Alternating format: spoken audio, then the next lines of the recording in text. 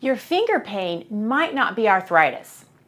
Are your fingers stiff, swollen, painful, and worried that it's arthritis? What if I told you it might not be arthritis at all? In this video, I'm going to show you what finger arthritis really feels like and looks like, and the surprising other causes of finger pain, like tissue tightness, weakness, even something as simple as wearing rings every day. So stick around, because knowing the difference can save you years of frustration and the wrong treatment.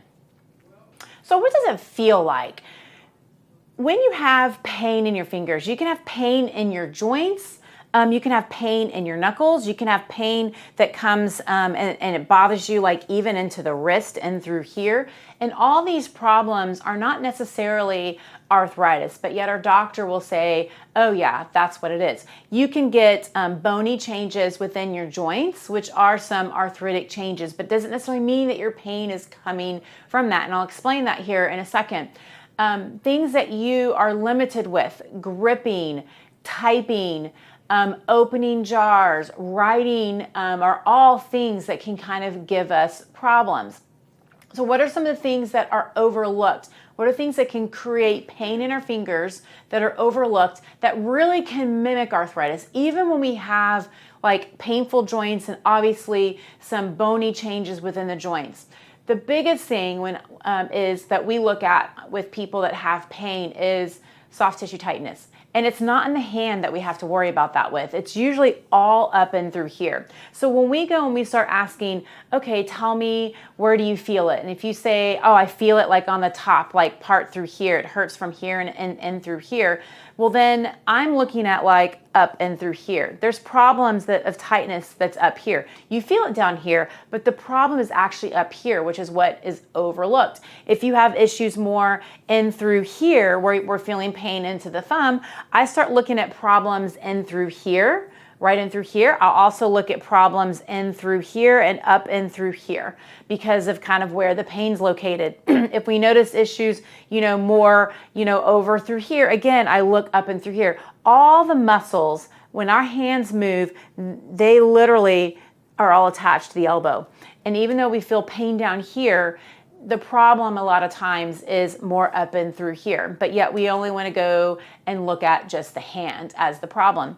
If I kind of describe it, it's like, think of like your muscles like a rubber band. If we pull a rubber band apart, just like the muscles would contract and relax, just like the rubber band is, that's how the muscles work. Well, if you take that rubber band and you put knots into that rubber band, now it takes more effort and at the ends and you'll get more pulling at the ends to try to get that same contraction. Well, the pulling at the ends, we'll feel it down through here, and it literally can feel like you have bony issues. It can feel like you have a fracture. Like I've had a tendonitis that was so bad that I'm like, I am pretty sure I fractured my bone, but I didn't. And I kind of knew that I didn't because the bone itself wasn't painful, but you can have painful spots in your bone that come from tightness of attachment points in those areas.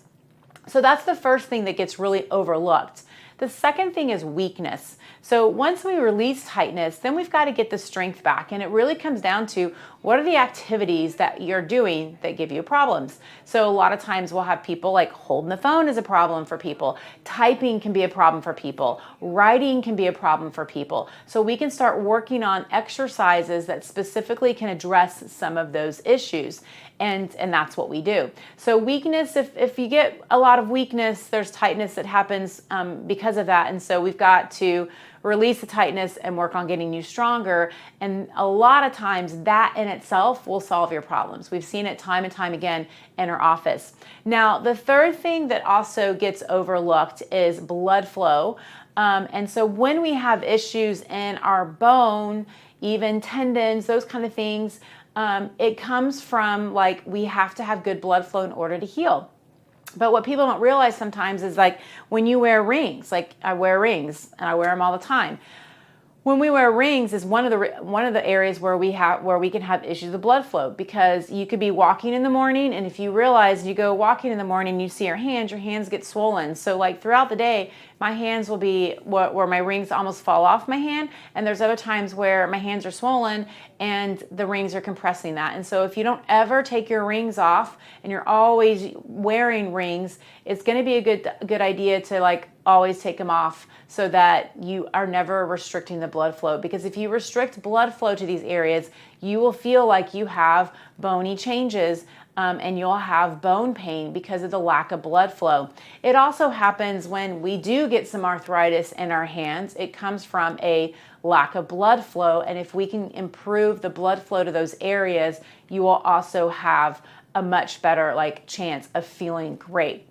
So those are the really three types of causes that we look at when we're trying to get people back to fully functioning. So what happens if you get the wrong diagnosis? So that you get the diagnosis of arthritis, and the first thing doctors want to do is, here's some medications and this is what you need to do, or let's do an injection, let's do a surgery, whatever. They're going to talk about all these different things, but if you aren't looking at these three things, and we'll talk about in another video, how we can actually increase blood flow to our fingers with some new equipment.